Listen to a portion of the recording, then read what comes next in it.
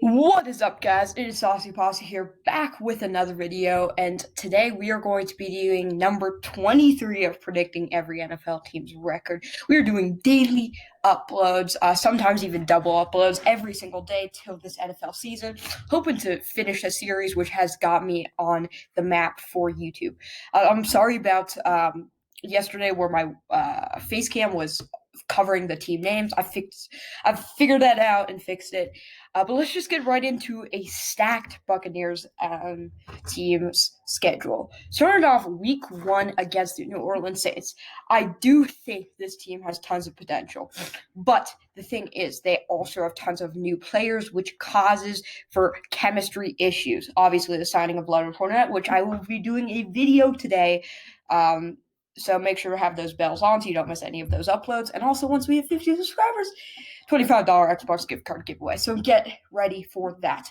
But obviously, the chemistry is going to be tough. The only chemistry that's going to be very good is that defensive side of things, and also as well, Tom Brady and Gronk. Obviously, we don't really know how Gronk's going to be taking a year off, but one thing we do know is the wide receivers of this Buccaneers squad is still deadly with Chris Godwin and Mike Evans, who are both top 10 wide receivers in the league. Mike Evans, in my opinion, is sixth best. And in some last year, Chris Godwin had one of the best years any wide receiver had. But I think it's going to be an L. Chemistry-wise, I don't think it's going to be good, especially for the starting weeks. And obviously, you can see with these next 2 games, that's where they're going to have some easy ones where they can take some chemistry stuff going on. But it's going to be an L against a Saints team that also has an explosive offense and still does have Cameron Jordan. This is one of the most exciting matchups, and we get 2 of them this year. I'm excited for this one. This is probably the best Week 1 matchup in this what should I call it?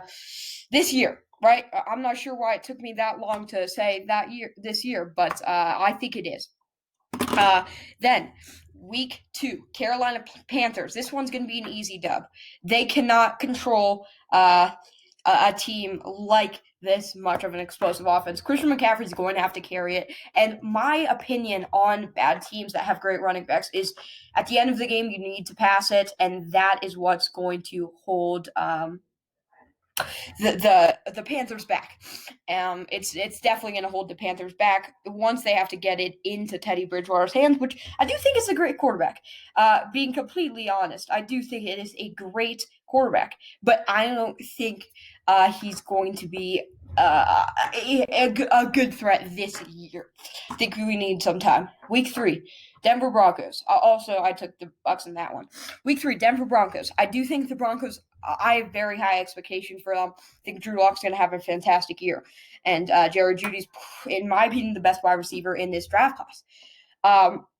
They're not going to be able to do much against the Bucs. People are saying, yeah, this team, they're not going to win the division. They don't have that good of a defense. Devin White, not bad quarterbacks, and like Murphy Bunting and all of that stuff. It's not good, but it's not horrible, right? Got Shaq Barrett, one of the best outside pass rushers in the league right now. Levante David. Their middle linebackers are really very good. And obviously that may be it, but if they could get a pass rush on teams and still be able to lock up, because this team should be meant for offense, is what I'm trying to say.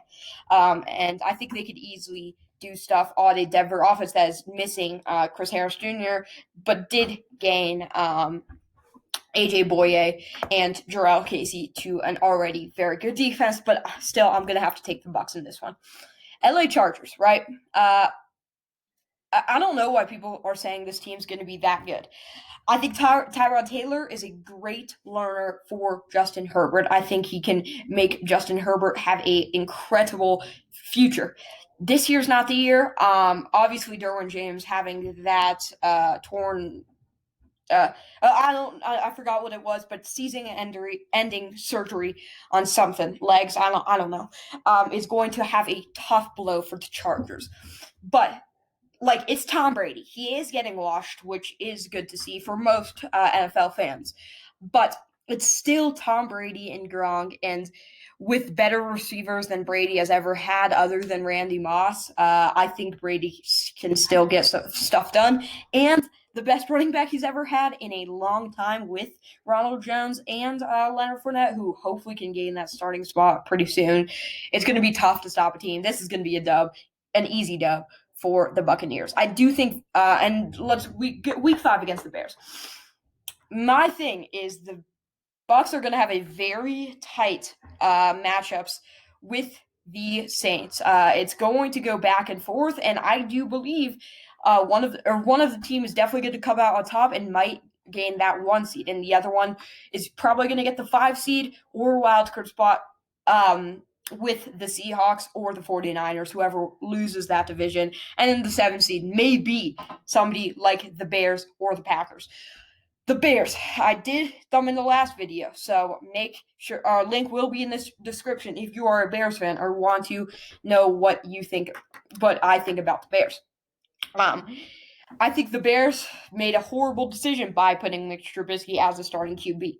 I do think if we get into the season and Mitch Trubisky has a great year like he did in 2018, which not many people remember, he was a great quarterback in the league. There's no question about it. But the problem here is the offense. Is it explosive enough to beat good teams like the Buccaneers? In my opinion, I don't think so. I think it is too weak right now to beat this good of a team. So I definitely think this is going to be a dub for the Buccaneers. Here, Green Bay versus Tampa Bay in Buccaneer Stadium. Green Bay's good. There's no doubt about it. I actually do think Minnesota is going to win the division in this one. And this is going to be probably a tight NFC North division, right? But I don't think it's going to have as good of a season as they had in the past, especially last year. Aaron Jones, great running back. I think he's just going to go up. Not good of a season as last year, I'm assuming, but still going to have a solid season. Devontae Adams, very good. Aaron Rodgers, he's getting to a point where he might go lower statistic-wise. And that's why I'm going to take Tom Brady and his Bucs. I think Bruce Arians is one of the best coaches in the league right now, if you're talking career-wise. Yes, he did not win a ring with the Arizona Cardinals. He made it to one Super Bowl, and he had an incredible history with this team, so there's nothing else to say about that. And I think this is going to be an exciting matchup. I think in Tampa Bay definitely does help. As we've seen statistically wise, Tom Brady is really good in any weather, especially playing for New England. Week 7 against the Las Vegas Raiders. I think the Las Vegas Raiders have time to get better. I don't think this is their year because of Derek Carr not having as good of a season as he's had in the past. Defense-wise, that's where the struggle is on. They don't have one good defensive player that I could be like, yes, he can lock up or he can get sacks. That is the problem, and I think they definitely have a good future, but this year should be an easy dub for Tampa Bay. As you've seen, I actually remembered it, 6-1 in the record. Looking pretty good, right? But you go down here, you're seeing some tough games that could really go either way, right? But Giants, we don't even need to talk about this one. I think Danny Dimes can be a good quarterback. There's a lot of teams that the Tampa Bay plays that have good futures. Obviously, Tom Brady's looking for that 7-3. Definitely possible, and especially with a good team like this and a schedule that's looking pretty easy right now. Easily going to beat the Giants. I hope Saquon Barkley has a comeback year, and if you guys want some fantasy stuff, take Christian McCaffrey before Saquon. No doubt about it. Both of these teams are bad, and Christian McCaffrey is so good out of the backfield anyways for a passing running back. Take Christian McCaffrey, but yeah, this should be an easy dub. New Orleans Saints rematch. It is in Tampa Bay. The chemistry has definitely gotten. I'm gonna split games in this series. They're both gonna be explosive offense once they get to that top chemistry wise. No question about it. They both have decent defenses. I would say the Saints is better. The thing is, it's really going to be a QB showdown. Alvin Kamara and Leonard Fournette are sort of on the same level, unless Alvin Kamara goes to 2 years ago, Alvin Kamara, then the Saints definitely are my favorite for Super Bowl if Alvin Kamara has another season like that. They're definitely going to. I feel like they're going to split games in this series. You're not. There's nothing to joke about Tom Brady. Maybe you guys are saying the same discussion about MJ, like the East was easy, or maybe the same thing for LeBron. The AFC was not easy. You played against the Steelers, Ravens, Broncos. The division sucks. No question, the Patriots got 6 easy wins every year. But the AFC was no joke. Going into the NFC, I think he's going to have a year like LeBron did when he first came this year in the West. He's not going to struggle that much. I think, obviously, he's going down in his progression, but I think they can easily cause some mayhem in this NFC South. Carolina Panthers rematch. This is going to be an easy sweep. I'm sorry, Panthers fans. I don't think you're going to be that good of a team. I don't know what I said in my prediction. If you want to check that out, just go to my channel, scroll down. Link will also be in the description as well. But Los Angeles Rams. Easy dub for the Bucs. Yes, it's a good defense you got in LA, but the problem is, can the offense produce some touchdowns? No. Week 12, finally we got some. We did have some competition in Week 9. Week 12, we got some very good competition. Tom Brady against Patrick Mahomes, rematch from a year ago, and then also 2 years ago in the AFC Championship. Patrick Mahomes is too good. He ain't going to lose to an old Tom Brady, especially without losing any players this offseason. And even though they do have Clyde Edwards-Helaire, they don't need a running back, to be honest, right? Travis Kelce, great. Tyreek Hill, great. McCole Hardman, he's literally a sophomore. He is going to improve. Sammy Watkins, I'm hoping he has another good year. Maybe not. But this team's going to be good, and I think it's going to be an L for the Buccaneers. I think the Chiefs are some good team, and I do think it has a back-to-back Super Bowl chance, to be completely honest. Bye week 13, right? Vikings, week 14. Vikings are good, nonetheless. It is in Tampa Bay, and Kirk Cousins, well, not the best quarterback in my opinion. Dalvin Cook, if he doesn't get hurt, this dude's an absolute stud.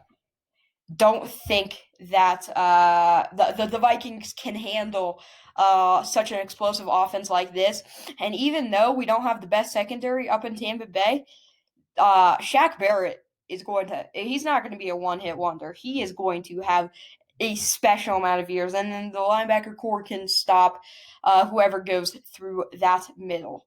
Vikings, I did say the Vikings are going to win the division, and I'm pretty confident about that fact. But the question is, are they going to beat the Bucs? My answer, no.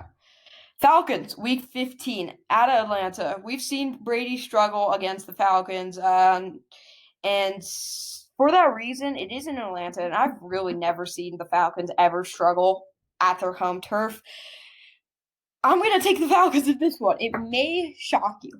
The skill the Falcons have on their roster is a lot. You guys don't realize that Todd Gurley can have a comeback year, and Matty Ice is still a top 10 quarterback in the league, in my opinion. Julio Jones, best receiver in the league, arguably, of course. And the defense isn't looking as good as it was when they went to the Super Bowl, but it's still decent enough with somebody like what's his name, the linebacker? Am I dumb? I'm sorry about this. Somebody commented down below. I don't know. Deion Jones, thank you. And yeah, I have to take the Falcons in this one for some reason. I think the skill on the Falcons, I think they're going to split games. So that will be my week 17, since I already talked about the matchup, really. Detroit Lions, week 16. Not sure why it says the date is to be determined, as every single game has a date. But Brady has never struggled against a Lions team, and it's gonna.